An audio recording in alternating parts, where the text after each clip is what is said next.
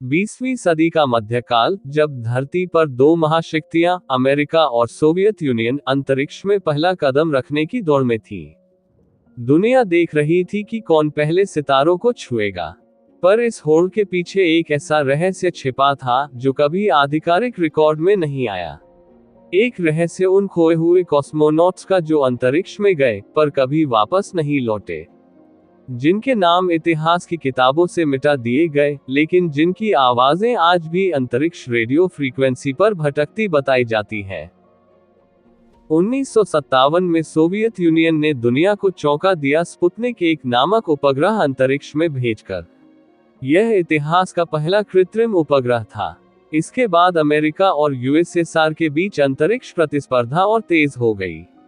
USSR चाहता था कि वो न केवल पहला उपग्रह भेजे, बल्कि पहला इंसान भी अंतरिक्ष में भेजकर इतिहास रच दे। लेकिन असफलता का डर और गुप्त शासन की कठोरता ने जन्म दिया एक अंधेरे अध्याय को। गुप्त अंतरिक्ष मिशन, जिनकी जानकारी जनता या मीडिया तक कभी नहीं पहुंचाई गई।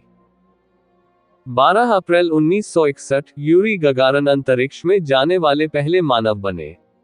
लेकिन कई रेडियो ऑपरेटरों और पश्चिमी एजेंसियों ने दावा किया कि गगारिन से पहले भी कई कॉस्मोनॉट्स को भेजा गया था, जो या तो कक्षा में मारे गए या पृथ्वी पर लौटते समय जल गए। इटली के 2 भाई एशिल और जियोवानी जूडिका कॉर्डिग्लिया ट्यूरिन शहर में शौकिया रेडियो ऑपरेटर थे। 1959 से 1962 के बीच उन्होंने कई रहस्यमय सिग्नल पकड़े जो मानवीय आवाजों जैसे थे। आवाजें जो मदद मांग रही थी या जिनमें सांसें टूटती हुई सुनाई देती थी। लॉस्ट ट्रांसमिशन, वो रिकॉर्डिंग जिसने दुनिया हिला दी। मई 1960 में कॉर्डिग्लिया भाइयों ने जो सिग्नल रिकॉर्ड किया, उसमें एक महिला की आवाज सुनाई दी। वह रूसी में बोल रही थी, क्या आप मुझे सुन रहे हैं? हाँ, मैं गर्म महसूस कर रही हूँ, बहुत गर्म, कुछ हो रहा है, मैं जल रही हूँ, मैं लौट नहीं पा रही। ये आवाज धीरे धीरे कमजोर होती गई और फिर सन्नाटा। इस रिकॉर्डिंग को बाद में द लॉस्ट फीमेल कॉस्मोनॉट कहा गया। कहा जाता है कि वह आवाज लडमाइला टोकोफ या वैलेंटीना नामक किसी महिला की थी, जिसे गगारिन से पहले भेजा गया था, लेकिन उसका कैप्सूल पृथ्वी के वायुमंडल में जल गया। सोवियत सरकार ने इस घटना को हमेशा अफवाह कहकर खारिज किया, लेकिन वही समय था जब कुछ विदेशी रेडियो स्टेशनों ने भी अजीब सिग्नल रिकॉर्ड करने का दावा किया। कुछ पश्चिमी शोधकर्ताओं ने 1960 से 1961 के बीच ऐसे कई नामों की सूची बनाई जिनके रिकॉर्ड सोवियत स्पेस प्रोग्राम से रहस्यमय तरीके से गायब कर दिए गए।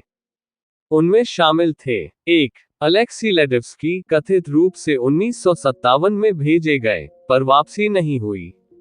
2. सर्गे शिबोरन, 1958 में परीक्षण उड़ान के दौरान मारे गए। 3. ऑन्ड्रे मिटकॉफ, जिनका कैप्सूल कक्षा में प्रवेश ही नहीं कर पाया। 4. लडमाइला टोकोफ, 1961 की महिला कॉस्मोनॉट जिनकी जलने की आवाज रिकॉर्ड हुई बताई जाती है। इन सब के बारे में कोई आधिकारिक रिकॉर्ड नहीं है। यूएसएसआर ने बाद में सभी दस्तावेजों को टॉप सीक्रेट घोषित कर दिया। 1959 में अमेरिकी CIA ने भी सोवियत ट्रांसमिशन को ट्रैक करने के दौरान कुछ लाइव सिग्नल्स का रिकॉर्ड किया था, जो बाद में गायब कर दिए गए। 1960 के दशक में चेक और पोलिश पत्रकारों ने दावा किया कि उन्होंने गुप्त अस्पतालों में घायल कॉस्मोनॉट्स को देखा, जिन्हें स्पेस सेफ्टी वर्कर कहा जाता था। कहा जाता है कि उनमें से कुछ के चेहरे जल चुके थे और वे बोल नहीं पा रहे थे। वर्षों बाद जब सोवियत आर्काइव्स आंशिक रूप से खुले, तो कुछ पुरानी तस्वीरें और लॉन्च लॉग सामने आए जिनमें ऐसी मिशनों की संख्या दर्ज थी जो कभी आधिकारिक रूप से घोषित ही नहीं की गई थी। कुछ तस्वीरों में अज्ञात अंतरिक्ष सूट, कुछ दस्तावेजों में फेल्ड मैन मिशन लिखा था पर नाम काट दिए गए थे। इससे ये सिद्ध नहीं हुआ कि लॉस्ट कॉस्मोनॉट्स वाकई थे, पर यह सवाल जरूर उठ गया कि सोवियत इतिहास के कुछ पन्ने जानबूझकर मिटाए गए थे। कई वैज्ञानिकों का कहना है कि ये कहानियां शीत युद्ध की अफवाहें थीं। अमेरिका द्वारा फैलाया गया प्रचार ताकि सोवियत अंतरिक्ष कार्यक्रम पर शक किया जा सके। लेकिन दूसरी ओर कई रेडियो सिग्नल्स और ऑडियो रिकॉर्डिंग्स अब भी इंटरनेट पर मौजूद हैं, जिनकी सटीक उत्पत्ति आज तक नहीं जानी जा सकी। कुछ लोग कहते हैं वो आवाजें वास्तविक थीं और वे आज भी अंतरिक्ष में घूम रहे उन कैप्सूल से आ रही हैं, जो कभी धरती पर लौट नहीं सके। चाहे ये घटनाएं सच हो या कल्पना, लॉस्ट कॉस्मेनॉट्स की कहानी हमें ये याद दिलाती है कि अंतरिक्ष की खोज सिर्फ गौरव नहीं, बल्कि कई बलिदानों की कीमत पर हासिल हुई थी। वे लोग जिनके नाम कभी घोषित नहीं हुए, शायद अब भी अंतरिक्ष की शून्यता में सो रहे हैं, जहां न दिन है न रात, बस एक अनंत मौन। और कभी कभी अगर कोई ध्यान से सुनता है तो उसे अब भी एक धीमी सी आवाज सुनाई देती है, क्या कोई मुझे सुन सकता है? मैं अब भी यहाँ हूँ। द लॉस्ट कॉस्मेनॉट्स आज भी इतिहास का सबसे बड़ा रहस्य है।